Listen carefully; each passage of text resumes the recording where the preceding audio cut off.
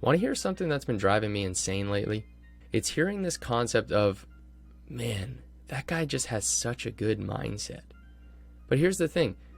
We don't ever actually address what the mindset is. We never really identify, okay, a mindset is this thing, this is how it works, and this is how you improve on it. There's just this general concept of, oh, well, it's just the way this person thinks. Cool. But I'm a big fan of practicality and something being actionable. And when I see something in an area that is clearly not being presented as actionable, it's being presented as something that's very confusing and hard to understand, well, then that's something I'm going to attack. So that's what I want to really attack and talk about in this video or podcast if you're listening to it through audio, is the fact that mindset is not some kind of like woo science or, hippie stuff that people listen to that makes no real difference in your life. Here's the thing. What you need to understand is that you're not born with a certain mindset and stuck with it for life, and you can change it. And probably the most important thing to realize here is that you actually can benefit massively from improving on your mindset. And what I mean by this is your mindset really controls everything you do. And people will say, oh man, that's not the case. No, that's not me. But I want you to think for a second. Everything happens in your mind. We don't realize that even the things that are physical in the hockey world are still mental. So before you discard everything I'm saying, before you step away and you just say, oh, this guy's an idiot, I don't believe in it, before you stop listening to whatever this is, think about it for a second. You have to consider training is mental, hockey games are mental, recovery is mental, it's all mental. And now think about it. Yes, things happen out in the physical world, but your brain is always telling your body what to do in the physical world. Your brain actually sends a neurological impulse to the body, and that allows your body to actually complete an action. So therefore, action, all physical action you take, starts in the mind, and it can be stopped in the mind. So if things start and stop in one place, this is a very upstream concept. A lot of people will try to attack, oh, well, you're not doing an action, so just do the action. But instead, figure out why are you not taking the action? What's upstream? What's leading to you not taking it? Address that, deal with that, and understand that that is all a mental game. The reason you're not physically prepared for games or practices or whatever the competition is because you haven't mentally decided to do the physical work. You haven't mentally cleared out whatever blocks you have in your mind. You haven't dealt with the anxiety. You haven't actually dealt with the fact that you can't focus. You haven't improved on your belief in your ability to do something. You have a really negative mental program that every time you go on the ice, you just say, oh, I'm not good enough. And you just keep repeating that no matter how hard you work physically. See how that's all mental? Hockey is all a mental game. Life is all a mental game. And we get persuaded to think it's not. And that's what the other people want you to think. They want you to buy into their philosophy that's also dragging them down. That's making them feel crappy, shitty, right? It's making them not feel good. And so this is something so important for you to address for yourself. You got to realize that the mental game is the thing that's limiting you.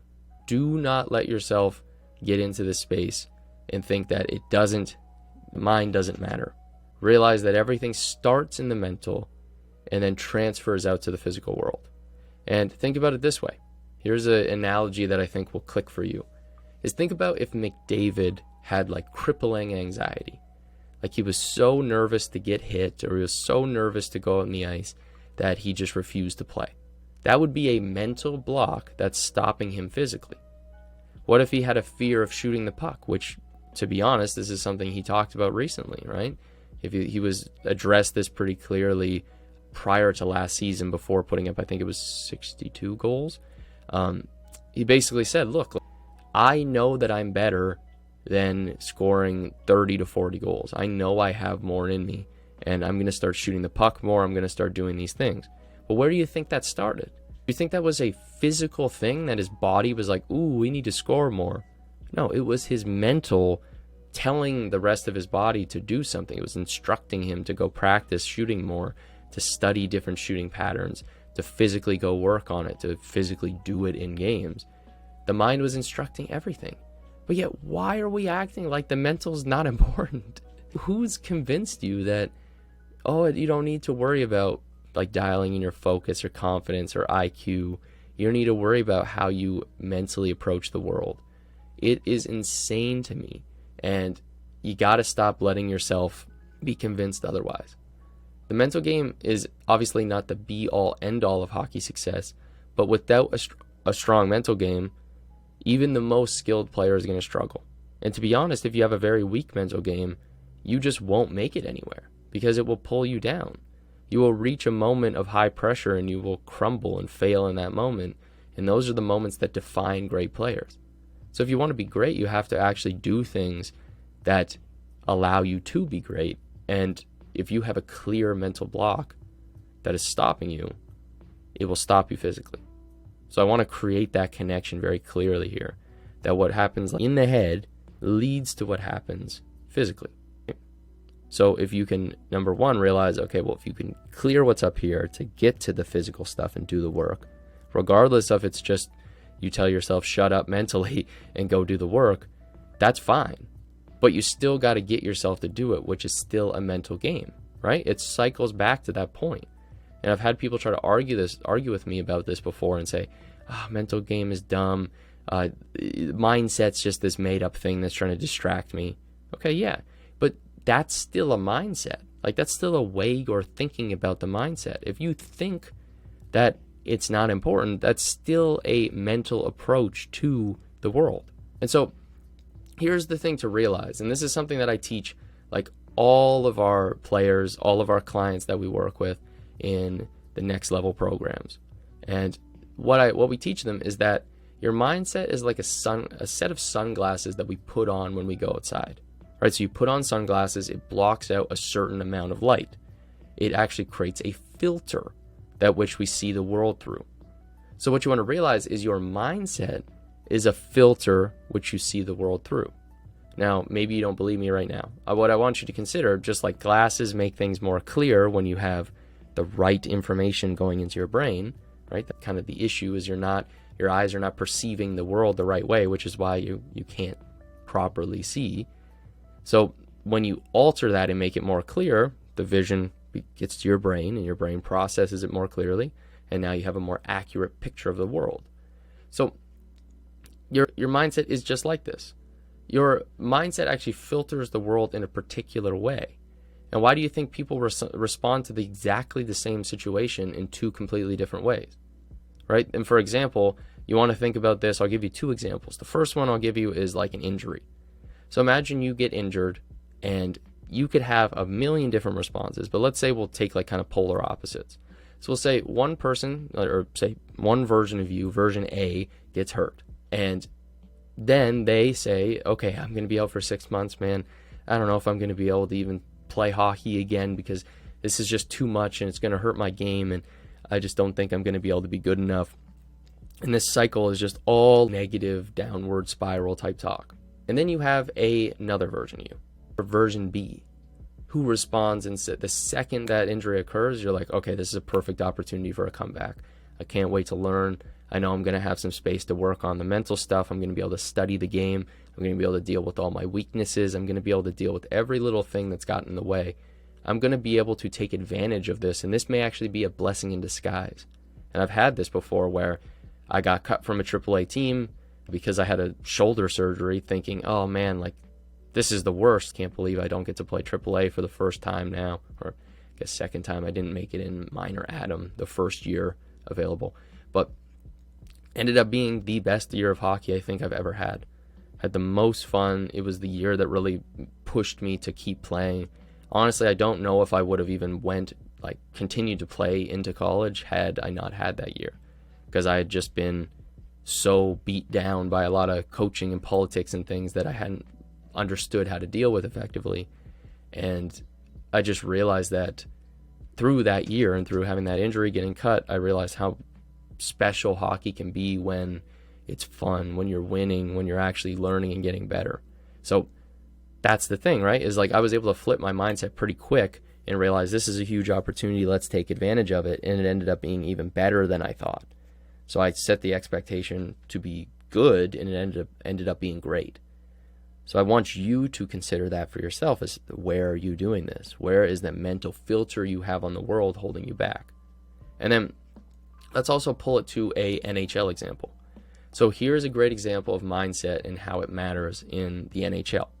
And this is why it's inevitable that I will be working with a ton of NHL players in the future, is because when players understand this and they understand these mental filters on a deep level, it transforms the way your physical ability is displayed out on the ice, right? Because if you, again, just coming back to this concept, if you limit yourself mentally, then physically you're going to be limited. If you believe you're done in a series, for example, which we're about to talk about, then you're done. It's very unlikely you're going to win a series if you already think you're done after, you lose the first game of 7 kind of thing, or of 4, obviously, if you get swept. So think about it this way. This is why mindset matters. Think of a team down 3-1 in a playoff series, like Florida was in the 2022-23 playoff series against Boston. Mind you, Boston had just set a record for the most points in a season, so like most wins basically. And they had just set this. They were the team, like the best regular season team ever, basically. And now it would have been a reasonable mindset to say, oh, okay, well, I guess we're done, right? We're not going to make it. We're not going to go anywhere. And that would have made sense. But that's not how you get unreasonable results. You get reasonable results from reasonable thinking. You get next level results with next level thinking. And this is where the next level mindset came in with Matthew to Chuck. He had a next level mindset coming into that game 5 of that series. They're down 3-1, and you could tell he was mentally not ready to give up at all. Like he was fully determined to come back in that series. So they get to the 4th overtime, and I'm pretty sure, I may be remembering this wrong, but I'm pretty sure it was the 4th overtime. And, he basically says, well, he doesn't say this in the moment, but obviously goes out, competed the whole playoffs up to this point, and goes out, scores a huge, very clutch, very calm 4th overtime goal, then skates right off the ice. They get into the dressing room, and then he's like, remember this dressing room, boys, remember this dressing room. We will be back for game 7, or we'll be back for 7. Like, people want to get behind. That's somebody who's just thinking about it differently. Like, it's not some kind of they have some magical energy or something. You could make the argument he does have a different aura about him when he's in that space.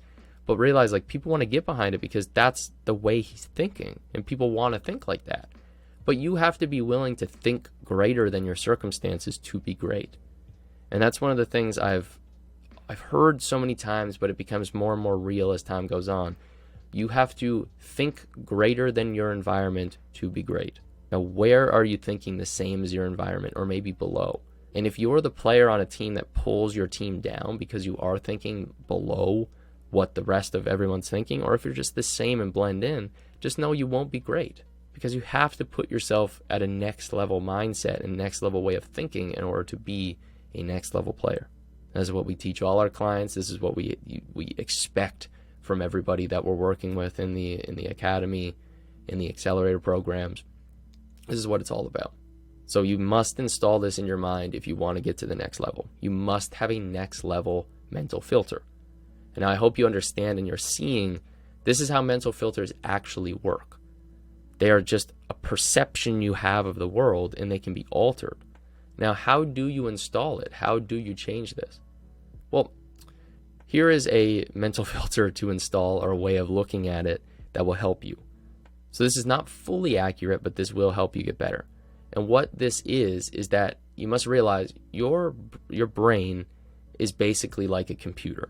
And just think of it like this. If you go into deep psychology, it's not actually exactly how it is, but it's close enough that it actually gives you a lot of power to think like this. So here's how it works.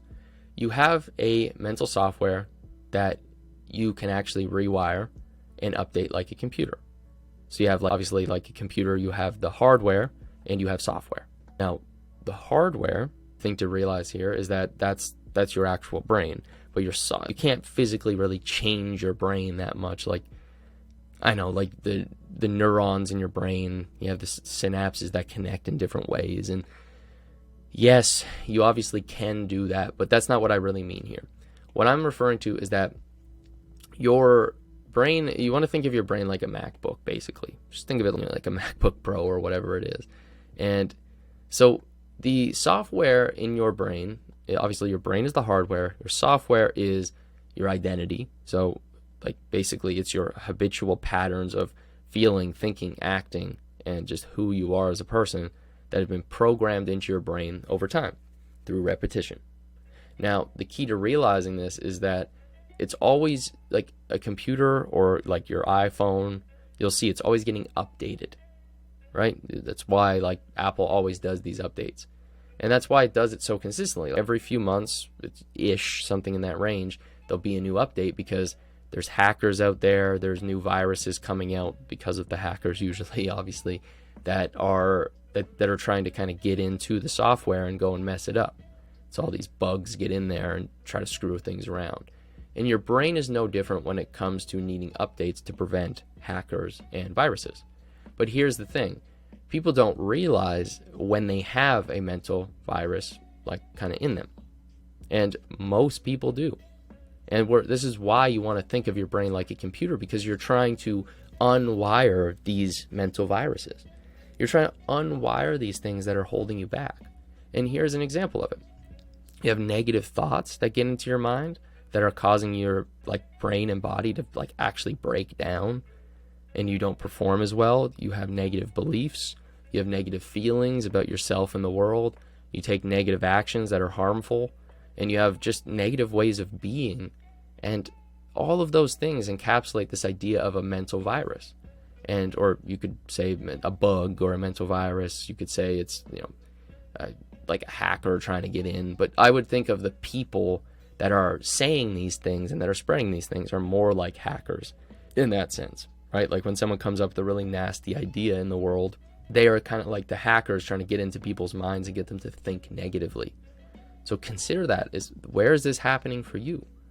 Where do you have a negative virus in your head that is seeping into the rest of your game? Where is it seeping into your life? How is it impacting your life? And notice that the first place this really starts to happen, where, like, you start to get these kind of glitches you could think of when you play poorly. Oh, it's just I'm glitching out kind of thing. And to deal with this problem, you need to actually update your software. You need to go in there and give yourself better software, and you need to also clean it out consistently. And this is so, so important. And if you're a driven player, you have to realize that to get better, you are going to gain more attention. You're going to have more people trying to put things in your head. They're going to say more negative things. If you look at the NHL, and especially, like, for example, Toronto or Montreal or Edmonton, these Canadian teams have such an insane amount of pressure put on them. It's endless. They're always being, like, pressed, and people are saying negativity. And I just listened to Darnell Nurse talk about this on the Mitts Off podcast, I think it's called, and just was saying about how the hockey media is so negative. And it's the media is negative. The other teams are negative. A lot of times your teammates can be negative. Your coaches. It can be everyone around you is feeding you these, like, mental viruses over and over and over again. And you're just expected to just push through, right? You're expected to just be perfect all the time. And especially when it comes to young professional players and young junior players, you get this stuff, like, thrust upon you. You get put into a position where, you can be 20 years old and expected to shoulder the weight of a whole organization. To think that you can just do that on your own without any mental support, to think that these guys are not getting mental coaching and getting that help, is insanity. So if you're a younger player right now who's 13, 14, 15, all the way up to 20, 25, and you haven't really done any real mental work, just understand that maybe you're just not good enough to have the attention yet. And if you do get that attention and you start having these mental viruses seep in, or try to seep in, or these hackers try to get to your head, you have to realize that you need to have upgraded software built in to deal with this stuff. That's why we teach our players these things. So just realize that. And I also learned this. So I'm not like, you're not alone in this space. I dealt with this when I went to the CCHL. So I had played junior B and just hadn't moved up to junior A, simply just because I didn't want to spend like $5,000 a year out of my own pocket to do it. And so I didn't go there. I finally went there in my 20-year-old year. And really, this was a kind of crazy experience. I had basically become pretty popular on like Instagram and online. And I'd been sharing my story. I'd been talking a lot of shit, to be honest, and saying that I was going to make the NHL, I was going to make D1, NHL, here's how I would do it. And I don't regret that, but what I did learn is that the more you talk, if you try to be Conor McGregor, you're also going to get the attention of Conor McGregor. And so I went out there and I didn't perform as well as I wanted to. Still played pretty well, but I was very well known in the league. Basically every team that I played against, and guys can question me all they want, I will tell you for a fact, every single game I would hear people tell me, oh, talk about my videos, talk about, like, they call me by name. And so it was pretty clear that they had seen my stuff at some point. And so I thought that was cool at first. Started to get to my head over time. Started to be really stressful. It was really just bugging me because it's something I could only say, and it's hard to really understand. But the negative spiral really starts when you start believing what all the people are saying, that, you know, you're not playing good enough, you talked all this stuff, and now you're doing this. And then when you have your own teammates, you have people around you who you want to support you. It wasn't all of my teammates, obviously, but I had some teammates who just were not supportive at all. And that took a lot to deal with. And I didn't really have a mental coach. I had kind of like an online skills coach that I was working with, but it wasn't really what I needed at that time. And I wish I had me, like the person I am now, the coach I am now, doing what I'm doing now then. That's why I do what I do. I think the real driver behind everything I'm doing in my life is to communicate back to my past self and to help my past self and see my past self in the people I work with, the conversations I have. So if you're listening to this, if you're a client, if you're listening to this and you're not somebody who I work with in any capacity, I just want you to realize that that's what this stuff all comes from. Is I really, truly, I know what it's like to go through these things. I know what it's like to be in a really dark place where you've spiraled down into, honestly, not really wanting to be alive anymore. And I've felt that before. And a lot of that did come from this experience. That was one of those times. And it is really, really tough to deal with. And I don't wish that on anyone, but I also realize that a lot of people will go through it. And so you need the mental tools, or else you may not deal with it even the way I did, because I'd worked on my mental game quite a bit and I still had this hard of a time. And so you have to realize, like, you need support during these times. You need people who believe in you more than you believe in you sometimes. And if you don't have that, even if it's not, obviously your parents probably do that, but like, you need other people in your life that can support you and actually help you get better and who believe in you. And it's tough. So just realize that when a mental virus gets in, or like someone kind of hacks into your brain in that sense, that's what happens when people say, oh, that person's in your head. When someone says someone's in your head, what they really mean is that they've like hacked into your thinking. They've altered your perception of the world and you've bought into what they're saying. So what we really teach in the Next Level Academy, I'm going to give you kind of 3 core steps here in order to basically unwire your whole brain. And this is a whole new system for the guys who are clients. You guys know about the new identity programming course and system that we're going to be putting into the courses here.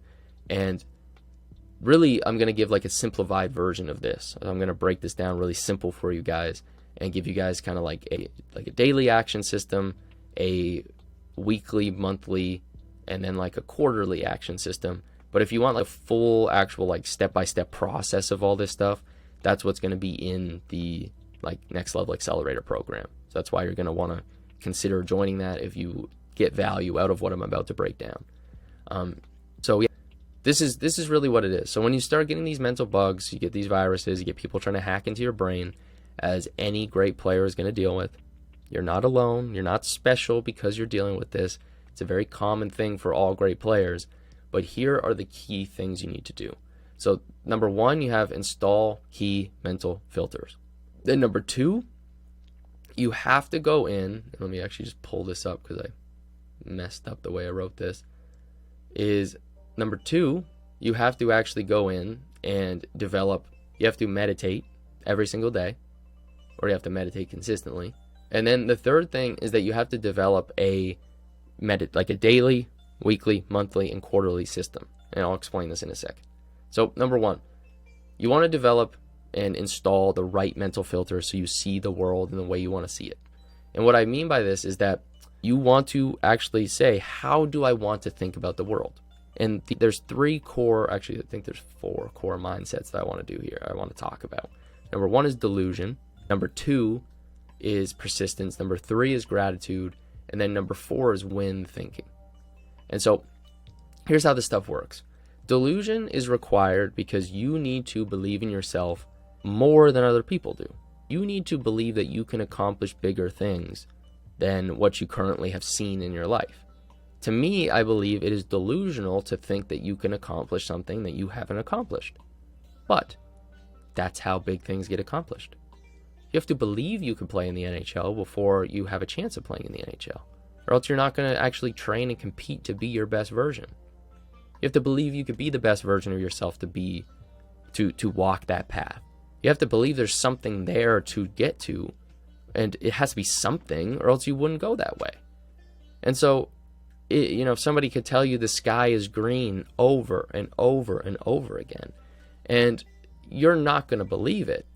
But if you say, well, I believe that I can make the sky green, for example, and you truly believe that that can happen, then now you have this delusional belief, and who knows, you may invent some weird thing that causes that to happen.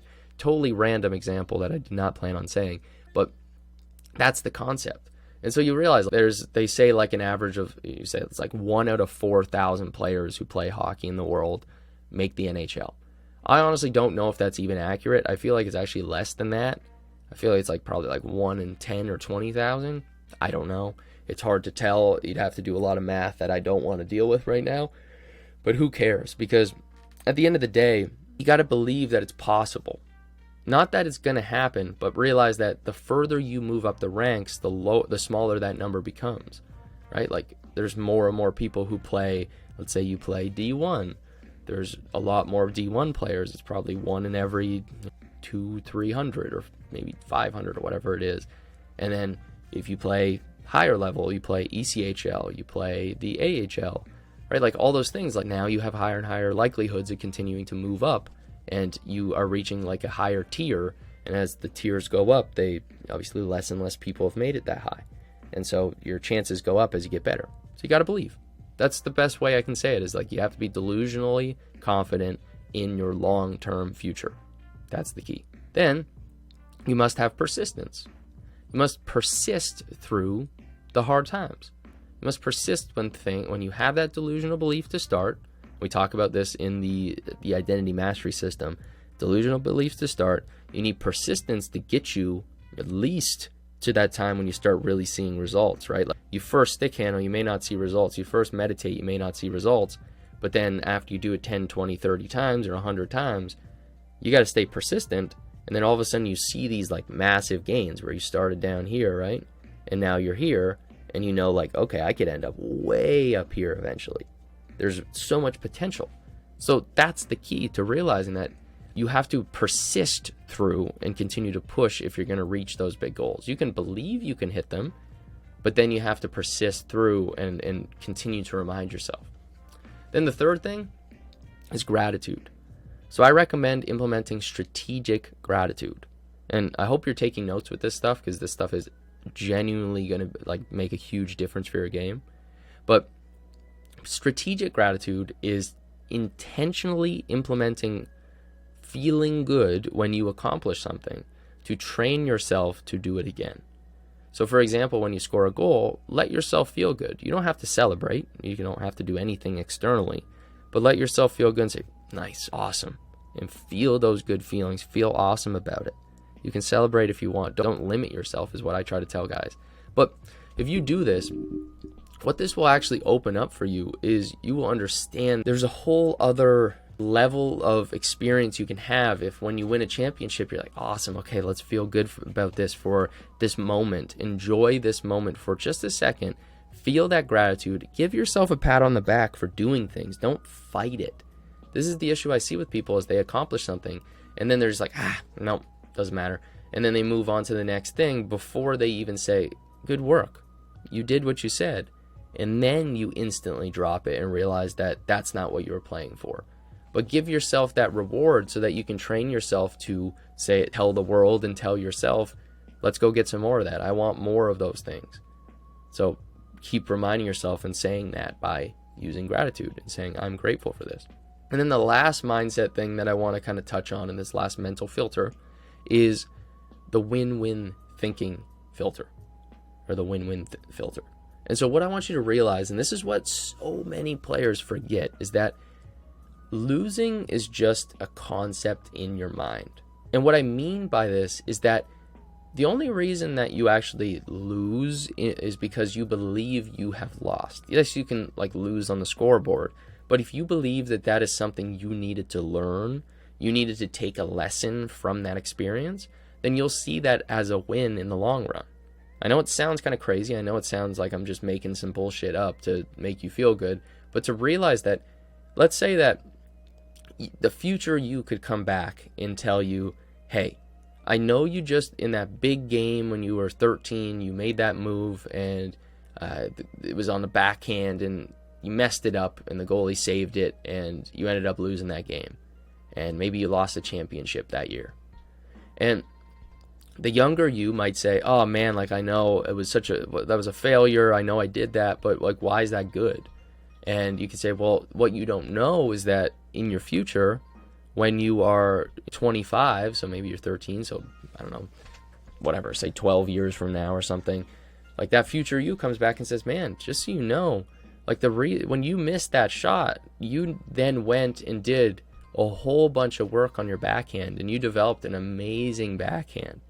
And now I just played a game and we just won the Stanley Cup, or we just won like a huge championship because we went and worked on it. And now I have a great backhand and that allowed me to score a huge backhand goal in a game. And I would never have done that had we not lost that game because of that lack of ability. And so then it comes into your mind. It's like, well, was that really a loss or was that a win in the end? And now you're seeing how it's like there is no real win or loss. It's simply just like, did you win the game and learn something from what worked, or did you lose the game and did you learn something from what didn't work, right? So you lose like in the simple concept, but you win in the long run. And so that's why you always think of things as like I either win or I learn. I win and I win in the long run. It's always a win in the long run if you choose to take things from whatever just happened. And that's why we use this technology and this new system called the Training Hub. And it's basically a hub for people, for all of our clients to note these things down and to reflect on what it is you actually learned from the experience. What worked that you want to do more of, what didn't work that you want to get better at, what did you learn from what just happened today, whether it was a game, a practice, a training session, something in life. You note it down, you absorb the lesson that you want, and you get better. And that makes you, let's say, 1 to 5% better every single day. On average, you just move forward a little bit. But that compounds, and if you go back and read a couple of my earlier articles, we talk about this compounding effect. How you get this massive compound of work as you get better. Because let's say at the end of 1 year, you're 150%, the other person only got 10% better total. So now when you get 10% better of that 150 versus the other person get better, let's say they get better at the same rate now, and it's like they only get better at 10% of 110. So you are getting an extra bit of better because you've already, like, your base ability is bigger. This is like what compound interest is when it comes to investing. That's why people say, like, put money in a bank account. It's a whole nother topic that we're not going to get into, but realizing that that's like the real thing to understand is you're investing in your long-term success. You're investing in what's possible in the long run, and you invest in yourself and you do the work. You have a system in place that you know is going to lead you to be great in the long run. So this is just a concept that I want you to take with you, is that you have, and I'll highlight these again, is like you have delusion. You believe you're going to be great in the long term, which ties into that win-win mentality. You have persistence. You continue to push through when things are tough. You have gratitude, and you're teaching yourself we want more of these things we're doing. And then we have the win-win mentality, or win-win filter. And these are all mental filters. They're all ways of looking at the world. And I want you guys to realize every time you do adopt a new mindset, it is a new filter. So just consider if one is a negative filter, like a virus, or if it is a positive filter that allows you to see the world more clearly and act with more clarity and power in the world. And if something doesn't make you happy and it doesn't make you better, then don't use that filter. Drop it and figure out what a new one is. Now, the question then becomes, well, what can you do to see the filters? Well, you can journal. That's one really simple thing to do. But I would recommend just simply doing meditations in general. And meditation can be journaling, because meditation is just ultimately sitting and focusing on something. It's paying attention to something. So I would just recommend meditating on a daily basis to clear out the little mini viruses that are chilling in your head on a day-to-day basis. So whether that's 5, 10, 20, it could be 30-minute meditations. I always recommend 10 or 20 minutes each day to clear out whatever viruses are starting to fill up in there. Because what happens is that you hear negative, and your brain doesn't go, oh, well, let's just replace that with a positive automatically. It will get lazy, and it will start to absorb these things. So if you want to think more positively, if you want to have a filter that makes you play better, it makes you feel better, like you're happier and enjoying life more, well, then you have to actually be aware of what these mental filters are that are popping up. So just start with doing 5 minutes a day, set a timer for 5 minutes on your phone, and just sit there. And then you could always do 5 minutes of just journaling and just say, what's on my mind right now? What am I thinking about? What's stopping my performance? Just ask yourself these questions you know you need to answer. And a concept that there's a technique called the Solomon's paradox, which basically says that what you're basically doing is you're saying, like Solomon, this guy Solomon, he was really good at giving advice, but he couldn't take his own advice. So he would like lived a bad life because he couldn't give himself advice. So what you can do is just have he would have a conversation. I think this is what he did. But you can have a conversation with your own self, but have a conversation with your future self. And what this is going to do is allow you to just communicate the things that you know you need to hear. So for example, you may know you need to hear that, you need to just relax and just enjoy this next game because, this is a huge opportunity. You're not going to get to play forever, but you got to hear that for yourself, and you can do that through journaling. So that's something to try out. And sorry about the noise in the background. I know that might be loud for some people, but that's the best place to start. Start meditating 5, 10, 20 minutes a day, and notice how these are like little mini software cleanups that clean up any little filters that are sneaking in and trying to break down your mindset. And again, if you are an NHL player listening to this, if you are a high-level pro player listening to this, if you are a junior player, any player, but like higher levels you're going to feel this the most, is you must do something to clear out those negative filters, because you will start to buy into the bullshit, and it will not work. It will not work for you if you buy into that stuff, and it will hurt your game. So please, please, please do some form of meditative awareness and notice how big of a difference this makes. Now, last thing, the final 3 kind of like steps of this are actually things that I'm not going to get into a huge depth with. I'll probably do a future article like how to program your mind and more stuff in detail about how to shift things. But this is more just around like how to build a rock solid mind, and that it starts with those things. If you just install those kind of 4 filters, and then in addition to that, you also do these daily software cleanings, that's perfect.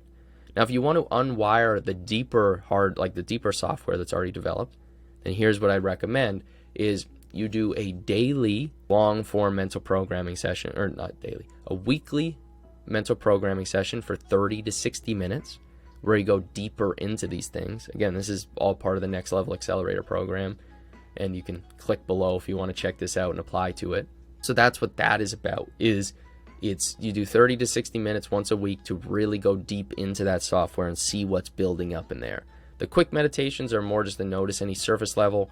The 30 to 60, you go a little deeper.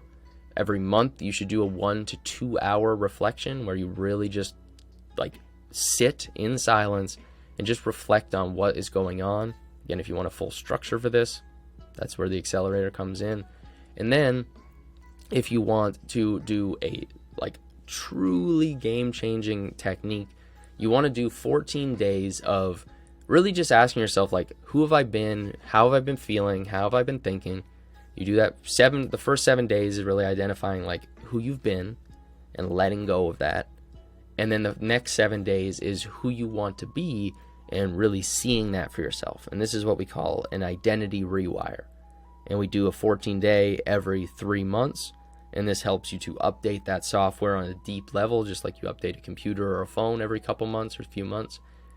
This is going to change everything for you.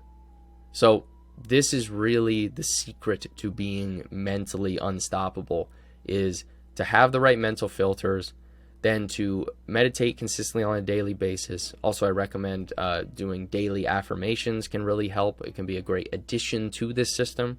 So I am great, I am a positive player, I am this, because it's a great way to start at the surface and work your way down. And then in addition to that, you can also visualize. So you see yourself succeeding. Again, we have all these systems in the Next Level Accelerator. And then once you have that stuff downloaded, then you do your meditations daily, which I just said, which that's the second thing. Then you have weekly longer form going in and digging into the software. A monthly, like, so 30 to 60 once a week. So I recommend like a 30-minute session once a week, a 60-minute session, 60 to 120-minute session once a month, and then a 14-day identity rewire every 3 months. So it can be like before the season, then you can do it at the midpoint, like kind of like Christmas break. You do it after the season, or you can also, I always recommend doing it more like before the season again. But it ends up being approximately every 6-ish months. But you can do it like beginning of the off season, right before the season starts. And it's all about making sure you have no mental viruses in your head. That's all this is. It's not that you have to think a certain way, but you need to become aware of what the ways you are thinking are, and then ask yourself, do I want to think this way?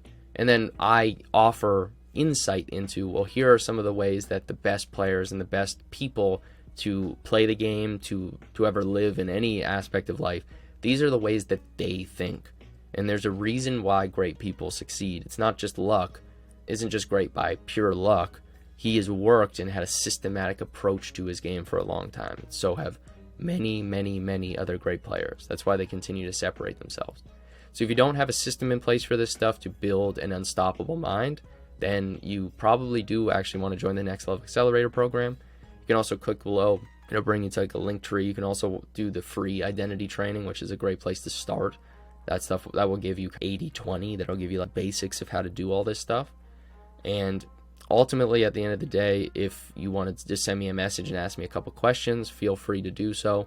And finally, if you are a hockey player who is playing AAA, junior, college, or pro, who's 14 years or older, obviously, like that's just the minimum age cutoff, who's working to play NCAA, and also I do work with a few younger players, but it's very rare. It's only if I really think a player like is fully committed and is a good fit. But if you're working to play NCAA, play pro, or play higher level pro if you're already there, and you know that you need to dial in your mental game, your lifestyle, and your actual game preparation, and get your skill system dialed in, get your development system dialed in, get your physical training, make sure your recovery, your sleep, your nutrition, make sure everything is tuned up the way you want, and who's all in with your hockey career. We only work with players who are all in. Then I definitely want you to join, or at least apply to join basically the Next Level Accelerator, but one of our programs. I cannot recommend this enough. This is my whole system that I built for like my younger self that I'm communicating to my past right now.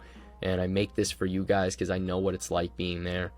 And we'll get back to you within 48 hours if we think you're a good fit. If we don't get back, it means odds are we probably didn't think you were a good fit. We just have a lot of applications, so just keep that in mind. But my goal is to help you get to the next level. My secret goal is that it's better to really just help you get good enough through like the free courses as well, so that you get to the level that you are at AAA, you are junior, you are college, you are pro, and so that I can actually help you to piece together those core things. So I recommend doing the free stuff to get started, and I'm going to stop plugging my stuff now. I hope you enjoyed this. Make sure you subscribe to the YouTube channel, the podcast, or whatever else you like consume this stuff on. You can do it through the newsletter too. It's because if you do, you're going to get access to all the information that I continually put out on a weekly, or sometimes I may put it out every 2 weeks if I decide I want to take some more time to write something.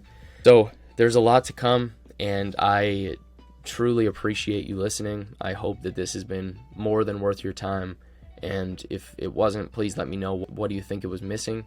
I hope you have a great day, great week, great month, great year, great life, and I will talk to you guys very soon.